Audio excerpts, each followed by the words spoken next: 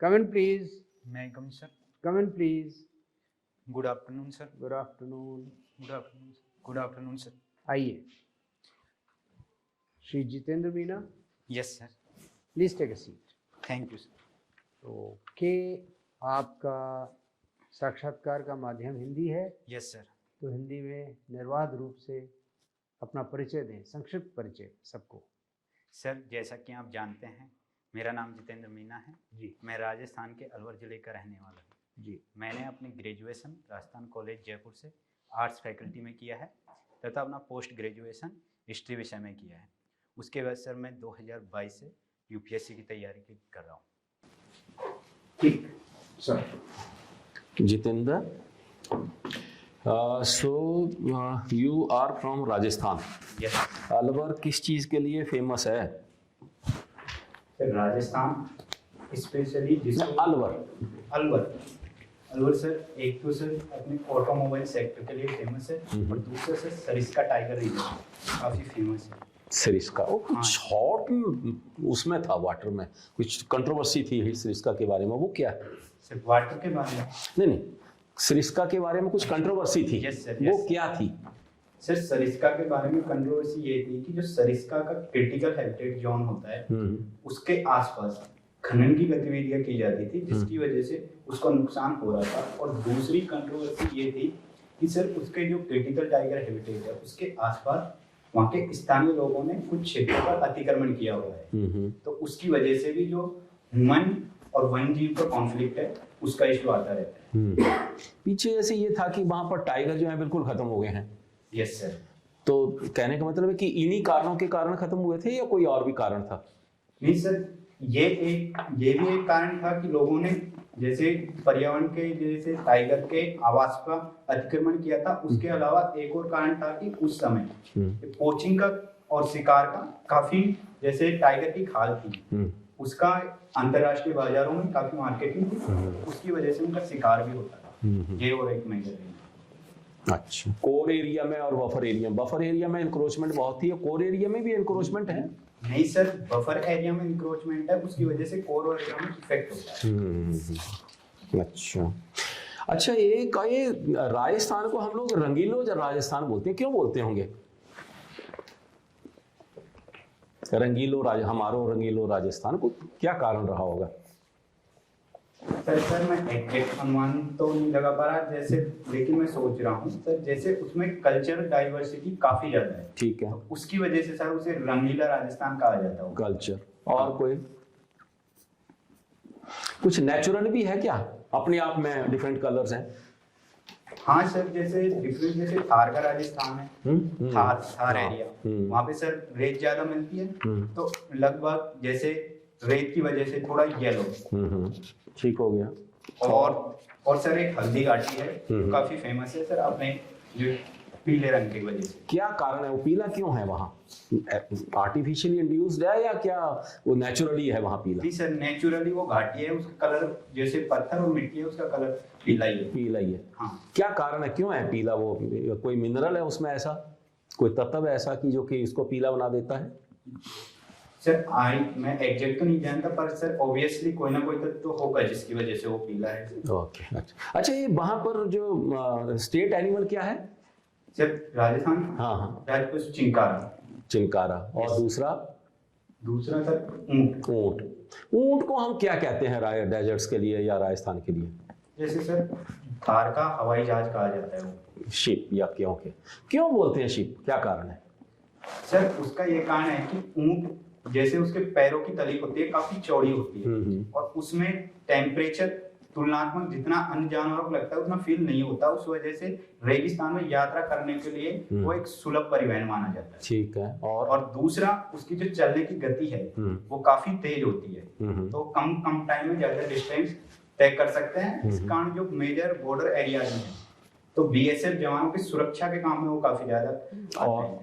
और सर जैसे पहले उनका जो उपयोग किया जाता था वो ट्रेड में किया जाता था. माल को एक क्षेत्र से दूसरे क्षेत्र में बहुत ज्यादा माल ले जाता है ये. हाँ सर. जैसे शिप ले जाते हैं.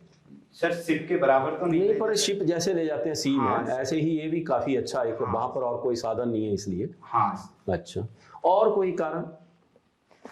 सर हवाई जहाज कहने के सर और कान तो नहीं सोच पा रहा, लेकिन ऊंट फेमस है, वो कान में बता सकता हूँ। ऊंट पानी हाँ, पी सर। लेता है तो वो काफी दिन तक नहीं पीता, हाँ, फिर वो सर। चला रहता है। हाँ सर। और भी कोई कारण है? सर एक सर पुष्कर मेले में जैसे ऊंट का फेस्टिवल होता है तो उसमें वहाँ बिक्री वो काफी ज्यादा। इनकम का स्रोत भी है। हाँ सर। ओके। अच्छा, एक चीज ये बताइए, ये बॉर्डर जो है पंजाब के और राजस्थान के, दो बॉर्डर हैं पाकिस्तान के साथ में, Yes. उनमें क्या अंतर है आपस में? मतलब दोनों में टेरिटरी बिल्कुल प्लेन है, बट फिर भी अंतर है, क्या अंतर है? क्योंकि अल्टीमेटली बीएसएफ दोनों जगह लगी रहती है, तो एक जगह में अलग समस्या है, दूसरी जगह में अलग समस्या है, उनके लिए क्या कोई आप बता सकते हैं क्या डिफरेंस है बॉर्डर इश्यूज के लिए?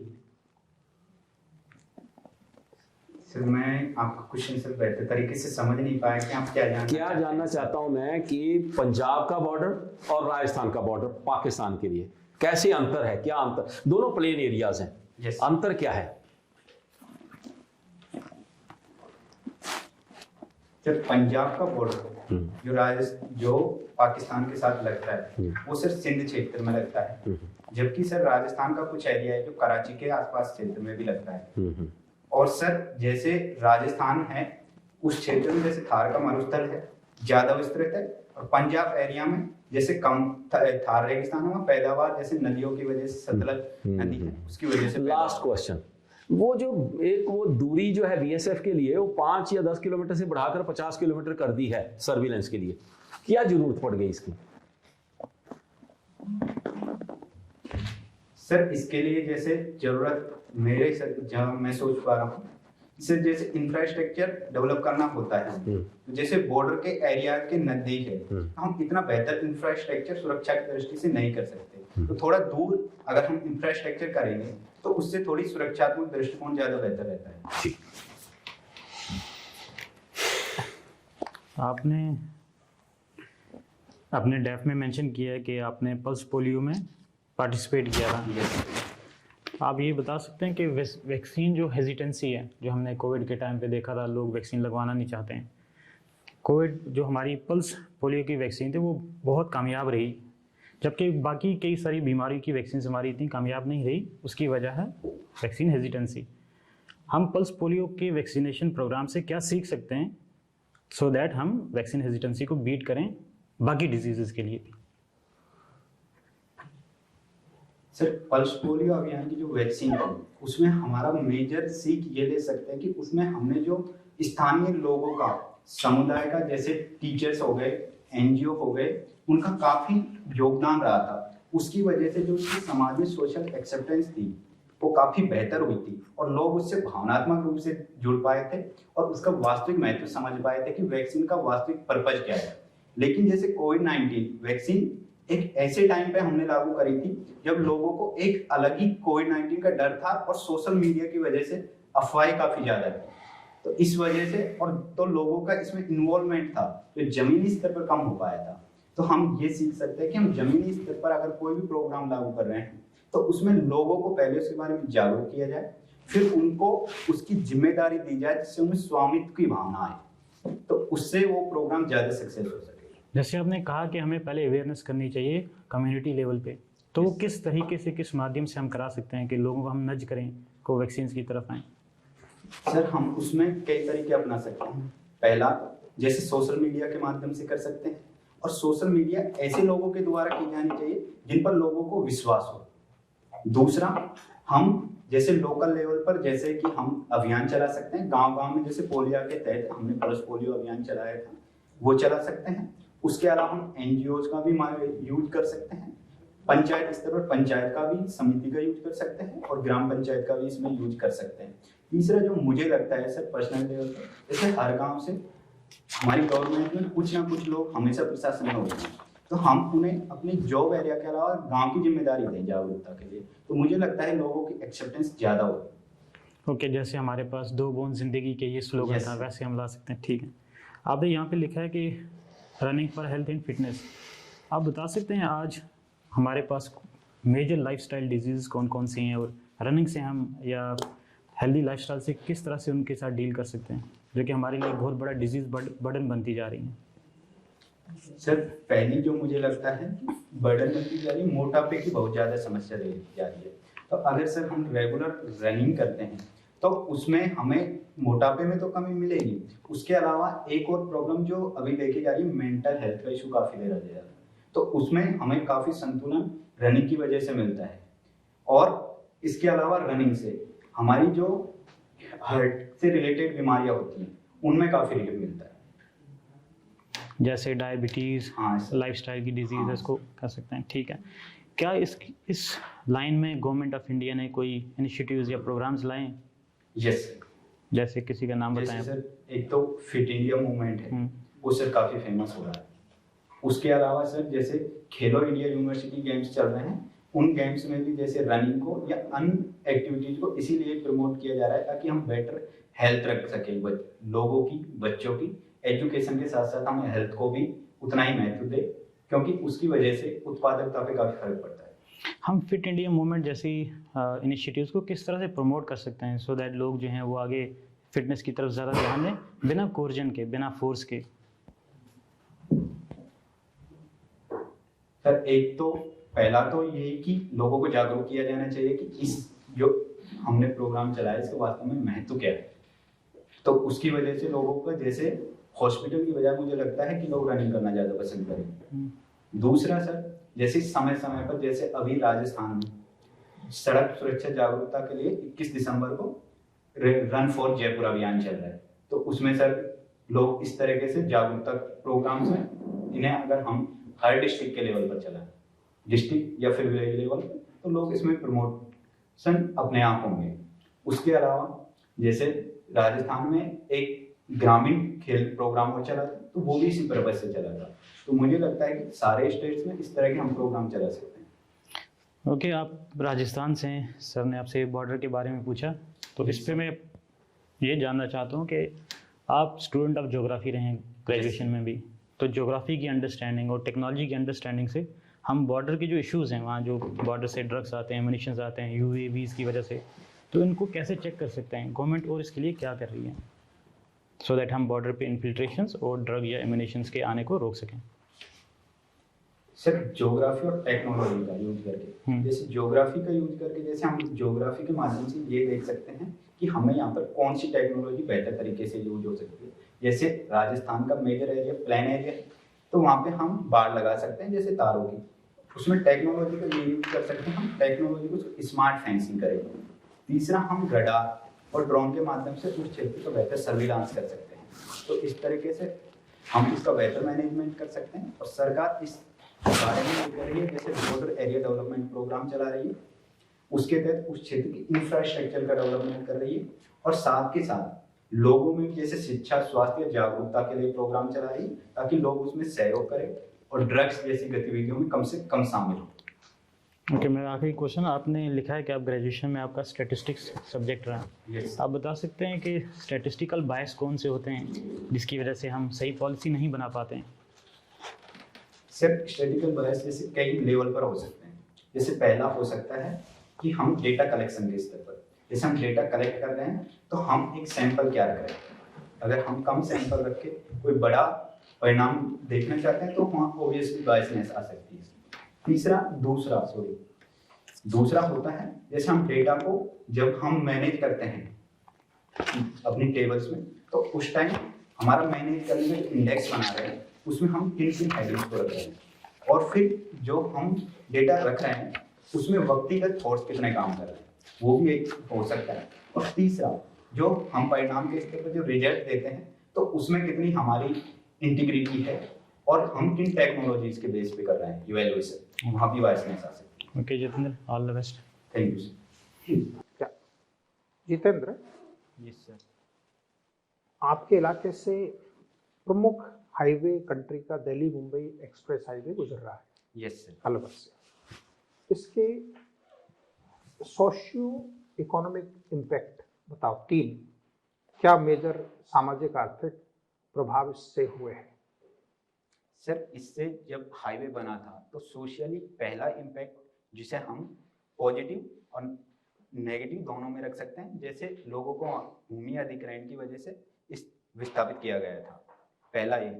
दूसरा सर जो हम इकोनॉमिक में रख सकते हैं, इकोनॉमिक में यहाँ कनेक्टिविटी बढ़ने की वजह से, जैसे लॉजिस्टिक लागत कम हुई है, उसकी वजह से हमें इकोनॉमिकली डेवलपमेंट में काफ़ी बेनिफिट मिलेगा। जैसे कि एग्रीकल्चर प्रोडक्ट है, जो खराब होने वाले प्रोडक्ट है उनको कम समय में जैसे दिल्ली की मंडी में भेजा जा सकता है।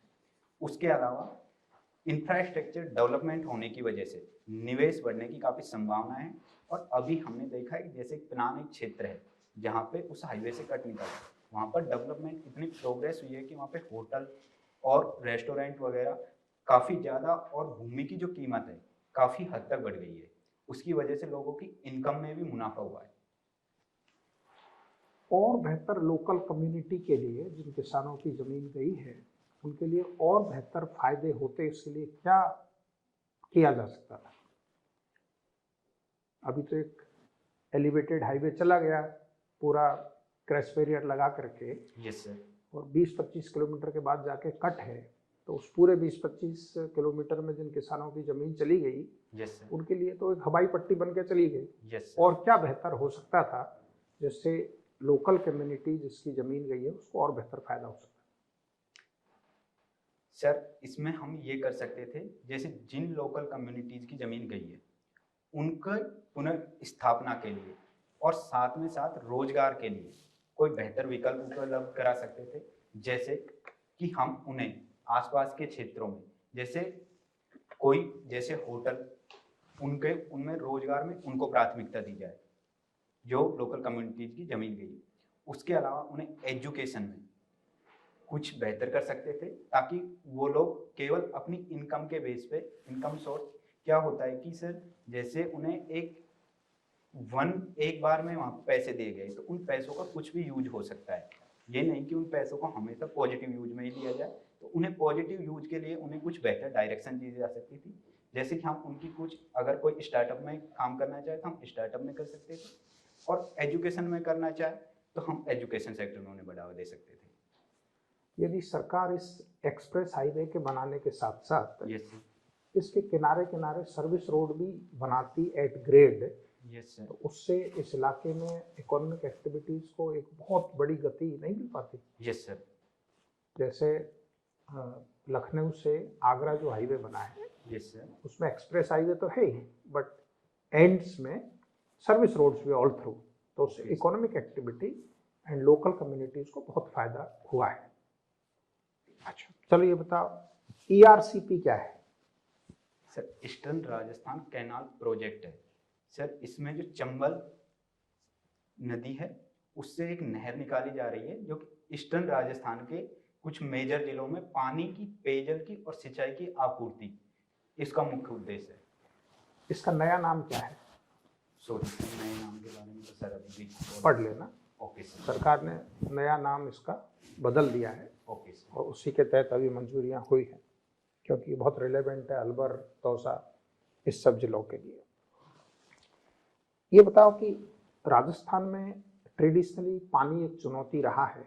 यस। कई इलाकों में कई महीनों तक हम लोग पानी स्टोर करके रहते रहे हैं। राजस्थान में ऐसे कौन कौन से ट्रेडिशनल वाटर कंजर्वेशन के तरीके थे, उनके बारे में बताओ। 3-4 ट्रेडिशनल तरीके डिफरेंट इलाकों में। सर खड़ीन, जो कि पश्चिमी राजस्थान में मुख्यतः चलता है। एक सर पश्चिमी राजस्थान में टांका, और सर उसके अलावा एक जोहड़ और एनीकट और बावड़ी, ये मेजर हैं जो राजस्थान में अलग अलग क्षेत्रों में चलती हैं।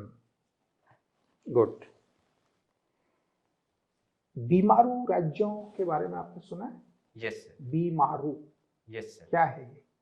सर बीमारू इसलिए कहा जाता है कि जो अन्य राज्य हैं भारत के, उनकी तुलना में कुछ राज्यों का सोशली और इकोनॉमिक डेवलपमेंट तुलनात्मक रूप से कम है, इसलिए उन्हें बीमारू राज्य कहा जाता है।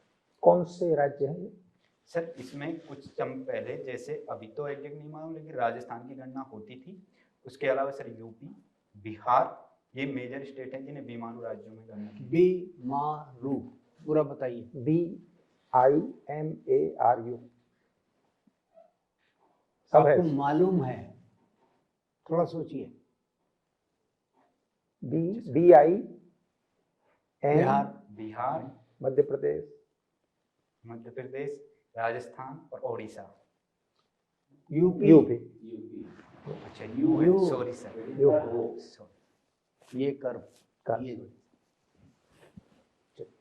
अच्छा, रशिया यूक्रेन वार पिछले 4 वर्षों से चल रहा है। यस। आपकी नज़रों में इसका कोई सॉल्यूशन है? What are your views on this? क्या ये चलते रहना चाहिए या ग्लोबल कम्युनिटी को एफर्ट्स करके पीस अकॉर्ड लाना चाहिए, और कैसे आएगा peace accord? Sir global communities को एक साथ आकर सर पीस अकॉर्ड लाना चाहिए। और सर पीस अकॉर्ड लाने के लिए सर हमें सबसे जो मेजर ज़रूरत है वो है रशिया और यूक्रेन में आपसी सहमति को बनाना। जैसे कि सर अभी हाल ही में डोनाल्ड ट्रंप के द्वारा जो पीस अकॉर्ड लाया गया था उसमें हमने देखा था कि रूस का कुछ ज़्यादा फायदा तुलनात्मक रूप से देखा गया था। यूक्रेन उस पर सहमति के लिए पूरी तरह सहमत नहीं हुआ था, चाहे वो कैसे भी, लेकिन उसके लिए हमें संतुलित जैसे यूक्रेन के लोगों की और संसाधनों की रक्षा करनी चाहिए। और रूस की जो चिंताएं हैं कि यूक्रेन नाटो में शामिल ना हो, उस क्षेत्र में पश्चिम देशों का किसी प्रकार का इंटरफेयर ना हो, उस पर सहमति बनाकर हम इसमें बेहतर सहमति बना सकते हैं। नहीं, यूक्रेन का क्या कंसर्न है, उसका कौन सा हित की उपेक्षा हो रही है? सर जो डोनाल्ड ट्रंप ने वो प्लानिंग लाई थी उसमें, या सर किसी और मैंने में? जो आप जो पूछना ग्लोबल चाहते हैं? एफर्ट हो रही है उसमें आपसे पूछ रहे हैं कि उसमें यूक्रेन के कौन से हित की अनदेखी हो रही है? उस अकॉर्ड में जो सर यूक्रेन का जो पूर्वी क्षेत्र है उसमें काफी संसाधन जैसे डोनेट्स्क क्षेत्र में संसाधन हैं सर, उन संसाधन जैसे कोयला से रिलेटेड, तो उन क्षेत्रों पर रूस को मान्यता देने की बात हुई थी उस अकॉर्ड। देखो, जिस विषय पर जानकारी की कमी है उसको साफ मना करो, है ना? ये ऑलवेज बेटर होता है। सॉरी करके आगे बढ़ना चाहिए। जिसमें सीमित जानकारी है उसमें अंदाज से बोर्ड का समय जाया करना ठीक नहीं होगा, ये ध्यान रखा करो, है ना, आगे के लिए। अच्छा, last question, you are from, आप किसान परिवार से हैं, यस। तो आपके यहाँ पर रबी में कौन सी फसल उगाई जाती है और खरीफ में कौन सी उगाई जाती है? सर रबी में मेजरली उगाई जाती है गेहूं, अधिक मात्रा में उगाया जाता है। उसके अलावा सरसों उगाई जाती है और चना, ये मेजरली उगाई जाती है, जो संक्षिप्त रूप में उगाया जाता है। और सर खरीफ में उगाई जाती है मेजरली बाजरा, उसके बाद ज्वार और मक्का, ये 3 फसलें मेजरली उगाई जाती है। उसके अलावा कभी कभी ढांचा भी उगाया जाता है। पर एकड़ यील्ड कितना है इन 2 मेजर क्रॉप रबी का और 2 मेजर खरीफ का? पर एकड़ यील्ड कितना है आपके इलाके में, अलवर जिले में? सॉरी सर, मुझे बीघा के हिसाब से मालूम है सर। बट बीघा तो वेरिएबल यूनिट है, कहीं बीघा 3000 गज का स्क्वायर गज का होता है, कहीं पर 2500 का होता है। आपको एकड़ और हेक्टरेज में इसको रखना चाहिए, बिकॉज आप किसान परिवार से हैं। यस। तो प्रमुख फसलों की उपज पर एकड़ कितनी हो रही है, कॉस्ट ऑफ इनपुट क्या है, किसान को फायदा कितना होता है, जो फार्मर्स की इनकम डबलिंग की बात कर रहे हैं उसमें कॉस्ट ऑफ इनपुट कम करके एमएसपी, ये सारी चीज़ें बहुत क्लियरिटी के साथ रेडी। नहीं पर चलो आप बताओ, आपका जो यूनिट है उसी। हाँ, बीघा में बता दो सर। बीघा में, 1 बीघा में सर बीघा में जो गेहूं होता है वो सर 25 से 30 मन के बीच वेरिएबल करता है, अलग अलग। हाँ सर। और जैसे सर बाजरा होता है वो सर 20 मन के आसपास रहता है। तो मन क्या चीज है? मन सर तो 40 मन को तो केजी में कन्वर्ट मन करना को है। मन को 40 क्विंटल में किलो कन्वर्ट में करो। आप ये मन जो है, it is not accepted word. Universal measurement unit, थोड़ा सा उसको किलो उसको में क्विंटल में कन्वर्ट करो या किलो में करो, क्विंटल में कन्वर्ट या टन में, ताकि वो यूनिवर्सल रहे। ढैंचा किस लिए उगाते हैं? एक मिनट सर, ढैंचा किस लिए उगा रहे हैं वहाँ? सर ढैंचा नॉर्मली उसके 2 पर्पज होते हैं। एक तो सर उसकी जो पौधा होता है उसकी लकड़ी काफी मजबूत होती है, तो वो एक तो जैसे हम कुछ छप्पर वगैरह बनाते हैं उसमें काम आता है, दूसरा सर्दियों में वो जलाने के लिए काम आता है जीवाश्म ईंधन के, और तीसरा जो सर उनके जो उत्पाद होते हैं, बीज होते हैं, वो बेचने के काम आते हैं बाजार में, उनसे इनकम होती है। और कुछ नाइट्रोजन फिक्सर है ये। चौथा और प्रमुख वही है। सर जैसे सर उगाने का पर्पज वहाँ पे उनको मालूम नहीं है। नहीं, बट जो पत्ते गिरते हैं उसके, हाँ सर, वो वो नाइट्रोजन जो nitrogen fixation of the soil, वो सॉइल एनरिचमेंट। पीस। हेलो जी, कैसा महसूस कर रहे हैं आप? सर ठीक महसूस कर रहा हूँ। शुरुआत में तो मैं पिछले सप्ताह में ऐसी कौन कौन सी घटनाएं हुई जिससे आपको अच्छा महसूस कराया है, ठीक महसूस कराया? सिर्फ पर्सनल लेवल पर या फिर सर जो भी लेवल पे जो आप समझ पाए। पिछले सप्ताह?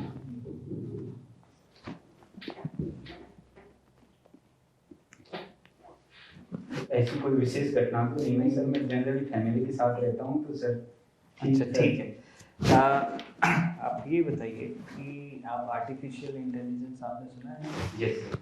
अगर मान लीजिए कि आर्टिफिशियल इंटेलिजेंस एआई को आईएएस बना दिया, ठीक है, वर्सेस ह्यूमन, उस पर्टिकुलर जिले में आप क्या ऐसी चेंजेस महसूस कर पाएंगे जो AI as an IAS better कर पाएगा ह्यूमन एज एन आईएएस?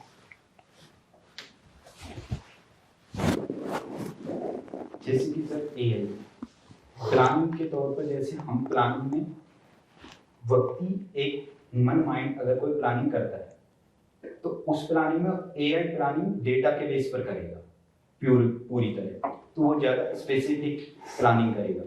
दूसरा, अगर हम एआई को टेक्नोलॉजी से कनेक्ट करें, इवैल्यूएशन करें और निगरानी करें तो ह्यूमन एरर आ सकता है या फिर उसमें जैसे टाइम में वेरिएबिलिटी हो सकती है, लेकिन एआई टेक्नोलॉजी के बेस पे अगर हम निगरानी करेंगे तो उसमें वेरिएबल आने की कम संभावना हो जाएगी।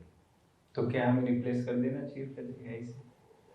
माफ कीजिए सर, लेकिन रिप्लेस नहीं करना चाहिए, क्योंकि सर ह्यूमन अगर हम एज ए आईएएस कहीं पर काम कर रहे हैं तो सर उसमें भावनाओं का काफी महत्व होता है। लोगों की भावनाओं को समझे, हम हमेशा डिसीजन एक डेटा के बेस पर नहीं ले सकते। तो सर मानव का काम मानव को ही करना चाहिए, एक सहायक के रूप में हमें एआई को यूज करना। ठीक है। जीते न्याय और शांति, ये जस्टिस और पीस, इन दो विकल्पों में से आप कौन सा विकल्प चुनेंगे?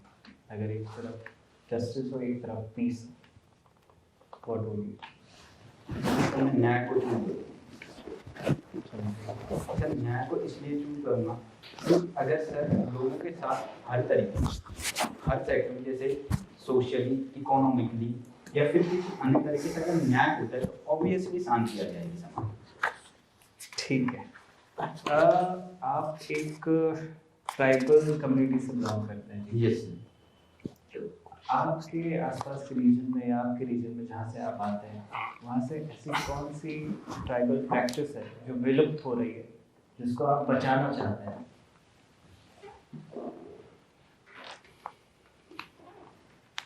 ऐसी कौन सी जनजातीय प्रैक्टिस है जो कि धीरे धीरे समय के साथ विलुप्त होती जा रही है और आप चाहते हैं उसे बचाना?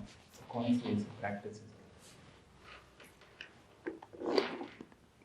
जैसे कि सर हमारी ही जनजाति में एक मेजर, जैसे खेलने के लिए अलग अलग तरीके के यूज किए जाते थे। जैसे सर बचपन में धनुष बाण का यूज किया जाता था और नॉर्मली कुछ ग्रामीण खेल खेलते थे, जैसे सर सतोलिया हो गई या फिर सर एक टंगी बोलते हैं, वो खेलते थे। ये सब खेलों की जगह सोशल मीडिया ने ले लिए, जैसे मोबाइल फोन ने बच्चों। मैं इन सबको बचाना चाहूँगा। ठीक है। और कुछ बेहतर आप कोई और प्रैक्टिस? और सर अभी ग्रांड को नहीं कर पा रहा। और ठीक है। एक और चीज़ कि आपने डैफ में मेंशन किया कि आपको हिस्टोरिकल प्लेसेस यस घूमने का पसंद है। तो ईस्टर्न राजस्थान जहाँ से आप आते हैं, वहाँ पे हिस्टोरिकल टूरिज्म उतना ज़्यादा डेवलप नहीं है yes compare to western Rajasthan की अगर आप बात करें, सेंट्रल राजस्थान। तो आपने जैसे बालीगंज से आपने स्कूलिंग भी करी, यस। तो क्या आप ऐसी कुछ दो चार जगह बता सकते हैं ईस्टर्न राजस्थान में जहाँ पे हिस्टोरिकल टूरिज्म का अच्छा ज़्यादा पोटेंशियल है? सर पूर्वी राजस्थान जी। सर एक तो पोटेंशियल, पहला पोटेंशियल जैसे सर अलवर में ही है। मेजर अलवर सिटी में पोटेंशियल को यूज नहीं किया गया है। एक तो बालापला और मूसी महारानी की क्षेत्र। उसके अलावा सर अभी हमने बांदीकुई की बात की थी, वहाँ सर एक आवानेरी बावड़ी है। सर वो अपनी इस वजह से विख्यात है कि उसकी सीढ़ियों की ये काम है कि अगर आप एक सीढ़ी से रास्ते से जाओगे और उनको गिनोगे तो सर आपको उनको हर बार गिनोगे तो उनकी काउंटिंग अलग ही गिननी है। होती हैं हमेशा। तो ये दो पोटेंशियल ठीक। Okay.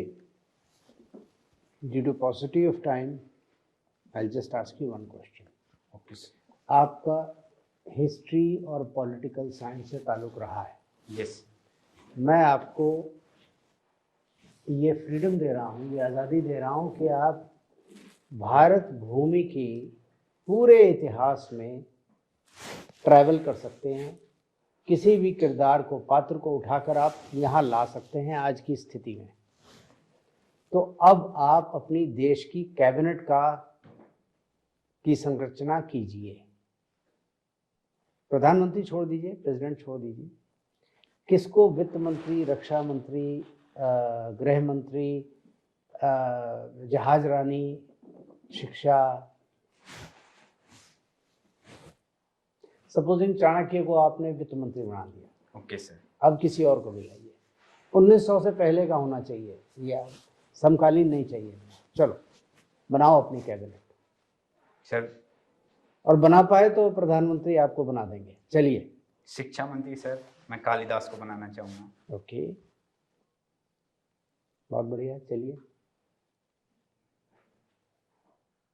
सर रक्षा मंत्री सर मैं अशोक मान को बनाना चाहूँगा। तो दो युद्ध करके अगर उन्होंने सब कुछ छोड़ दिया तो फिर तो शिक्षा मंत्री हो जाएंगे वे। नहीं सर, उन्होंने कभी भी युद्ध की नीति छोड़ी नहीं थी सर।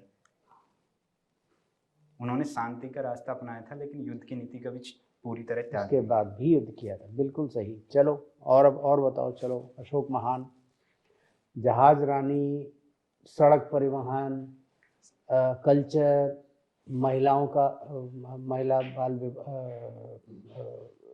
उत्थान, जो भी आप मंत्रालय बनाओ, वुमेन एंड चाइल्ड डेवलपमेंट का, हेल्थ का, एजुकेशन का। जहाज रानी क्षेत्र में सर मैं राजेंद्र चौल को लाना चाहूँगा। चलो भाई, बढ़िया चॉइस है। और सर महिलाओं से संबंधित डिपार्टमेंट में सर मैं श्रीमती सावित्रीबाई फुले जी को लाना चाहूँगा। बहुत बढ़िया। Road, infrastructure, road, urban development, road rural sector में मैं डेवलपमेंट। सर शेरशाह सूरी को लाना चाहूँगा। शेरशाह सूरी को ले आओ। चलो, डिफेंस हो गया। वित्त मैंने हाँ सर आपने। चाणक्य जी को दे दिया। हाँ सर। अच्छा, रेवेन्यू तो दो चार विभाग, जमीन और वाला बांटो। विभाग, दो चार और जमीन वाला विभाग, विभाग दो तो चार सर। और विभाग बांटो। इतने सारे हिस्टोरिकल फिगर्स तुम्हारा अटेंशन मांग रहे हैं। 76 कैबिनेट के लोग हैं छोटे मोटे Yes, स्टेट में, तुम तो 10 पे थक गए। सर रिवेन्यू में मैं सर जो बेहतर लगा था मुझे सर मोहम्मद बिन तुगलक का लगा था। ओके, और सर अकबर ने उसी में इम्प्रूवमेंट किया था। अकबर का बेहतर था, लेकिन सर ने शुरुआत उन्होंने की थी तो इनोवेटिव रूप में उनको मान लिया। चुन तो तुम रहे हो, मुझे क्या प्रॉब्लम है। चलो और बताओ। Culture, external affairs, health sector में सर मैं चरक। ओके। एक्सटर्नल अफेयर्स किसको करोगे? विदेश मंत्रालय सर मैं टीपू सुल्तान। ओके, चलिए, बहुत बढ़िया। और कोई बच गया? सर काफी बचे हुए हैं, अभी रिकॉर्ड नहीं कर बताओ। पाया।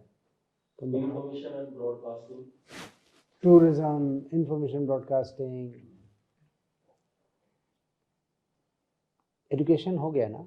हाँ सर एजुकेशन। हाँ, कालिदास शुरू किया। बहुत, चलो बढ़िया, बढ़िया, वेरी थैंक यू सर। बहुत बढ़िया। आपकी सबसे बड़ी स्ट्रेंथ ये है कि आप सहज बहुत हैं। शुरू से आप कह रहे हैं कि नर्वस हैं, हमें प्रतीत नहीं होने दिया। सिर्फ एक चीज़ कहूँगा कि जो हमने नोटिस किया, मैंने कम से कम, कि आपका हाथों का जेस्टिकुलेशन काफ़ी बाद में आपके हाथ खुले हैं। शुरू में जमे हुए थे, बाद में जैसे जैसे आप ज़्यादा स्वाभाविक होते गए, आपकी हरकतें भी बढ़िया होती हैं। सर हाथ खुलते हैं तभी माइंड से आइडिया आ जाते हैं। हाँ, तो खोलिए जल्दी से। शुरुआत में थोड़ी नर्वसनेस रहती है। हाँ, तो ठीक नर्वस है। बिल्कुल अब मत आप, होइए, इतना नर्वस। आपका बहुत बढ़िया यहाँ पर परफॉर्मेंस रहा है। Okay sir, thank you. ठीक है, और बिल्कुल ऐसे ही रहिए। ये नहीं कि घर जाके सो जाएं। कब है एकदम normal। कब है आपकी? सर डेट नहीं है। तो अभी आपके पास वक्त है। देखिए कुछ 2-4 नॉलेज गैप्स हैं जिस पे मैं अभी तवज्जो नहीं दे रहा हूँ, ओके सर। ठीक है, इंटरनेशनल अफेयर्स में ख़ास तौर से। सर ने भी 2-4 चीज़ें पूछी। मैंने वो पढ़ा था लेकिन रिकॉल नहीं अरे भाई रुको, डिफेंसिव मत हो, अभी फीडबैक दे रहा हूँ। और पढ़ते रहिए रोज़ाना का। जो असली चीज़ है वो न्यूज़ नहीं है, न्यूज़ का एनालिसिस है। ठीक। ये तो हर कोई जानना चाहता है कि क्या हुआ। आपका एज ए कैंडिडेट काम है ये पता करना कि क्यों हुआ, ठीक है सर। क्यों असली शब्द है। ये एनालिसिस आप ज़रूर पढ़िए। अखबारों के दरमियान वो जो आता है ना सेंटर कोड में, वो ज़रूर पढ़ते रहिए और आपका काफ़ी अच्छा रहेगा। मैं आपसे ये उम्मीद करूँगा 2-1 दफ़े और आइए, अगर कोई और चीज़ रह गई है तो हम उस पर एड्रेस करेंगे। ठीक है सर, प्लीज़ बताएं आप। नहीं, बहुत ही अच्छा है, कॉन्फिडेंस है, पूरा क्लैरिटी है थॉट का, और जिस क्वेश्चन में डाउट है उसको साफ साफ हम्बली मना कर दो, है ना, ग्रे एरिया में जाने की जरूरत नहीं है, फंसो नहीं। फंसो नहीं जाना आवश्यक। और बाकी कंटेम्प्रेरी इश्यूज पर प्लस आपके इस डॉक्यूमेंट में जो भी चीज़ लिखा हुआ है उस सब पर thorough preparedness, point wise reply दिमाग में रहना चाहिए कि कोई भी इशू आए तो उस पर ये 3 पॉइंट मुझे बोलना है, वो लिख लो, 10-5 बार लिख लो ताकि ध्यान मैं जाए। छोटा सा एक सुझाव और दूंगा। देखिए डैफ को उठाइए, आपने ऊपर से ईमेल लिखा है ना अपना, यस सर। ईमेल क्या आता है, हाँ, कहाँ से शुरू हुआ, मोबाइल नंबर 10 डिजिट का क्यों होता है, पिन कोड 6 डिजिट का क्यों होता है। सब चीज़ आपके डैफ पे जो कुछ है उसमें से 4-5 सवाल हो सकते हैं, तो खुद अपने आप की ग्रिलिंग करो, अपनी परीक्षा खुद लो, इसमें क्या क्या पूछा जा सकता है, कोई भी खुराफाती आदमी क्या पूछ सकता है ना। इस तरह मान के चलो, छोटे छोटे नोट्स बनाओ, पार हो जाओ बड़े आराम से। पॉजिटिव तो सब पता होता है, नेगेटिव पता नहीं होता, बस नेगेटिव के ऊपर तैयारी कर दो। ओके, सब ठीक ऑल द है। बेस्ट। Good luck. चलिए, ओके, बहुत बढ़िया।